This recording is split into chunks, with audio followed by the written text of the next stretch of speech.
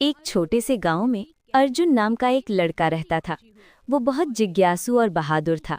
उसे नई नई जगहों पर जाना और रहस्यों को जानना बहुत पसंद था। गांव के पास एक बड़ा और घना जंगल था।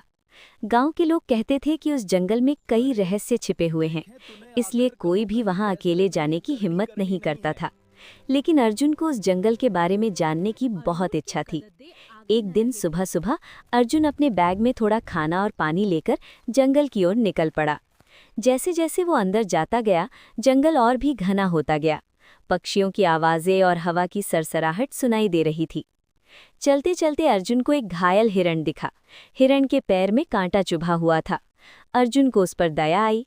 उसने धीरे धीरे कांटा निकाला और हिरण के पैर पर पट्टी बांध दी। हिरण जैसे समझ गया कि अर्जुन उसकी मदद कर रहा है। कुछ देर बाद वो धीरे धीरे उठकर जंगल की ओर चला गया। अर्जुन आगे बढ़ा तो उसे एक पुरानी गुफा दिखाई दी। गुफा के अंदर हल्की सी चमक दिखाई दे रही थी। वो थोड़ा डर रहा था, लेकिन उसकी जिज्ञासा ज्यादा थी। वो सावधानी से गुफा के अंदर गया। अंदर जाकर उसने देखा कि वहाँ एक पुराना संदूक रखा हुआ था। संदूक पर धूल जमी हुई थी। अर्जुन ने उसे धीरे धीरे खोला। अंदर सोना चांदी नहीं था, बल्कि पुरानी किताबें और नक्शे थे। अर्जुन को समझ आया कि ये जंगल के बारे में बहुत पुरानी जानकारी है। उसने उन नक्शों को ध्यान से देखा। तभी पीछे से हल्की आवाज आई।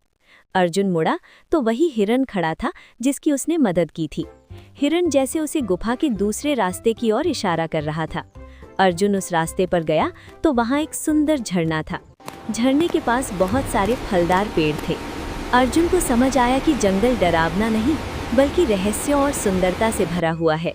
उसने वहां से कुछ भी नहीं लिया, बस नक्शे की जानकारी याद रखी और वापस गांव लौट आया।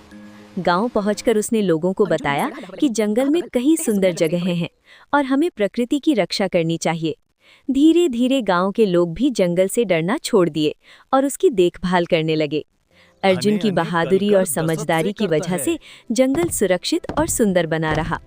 शिक्षा, बहादुरी, दया और समझदारी से हर रहस्य का सही रास्ता मिल जाता है।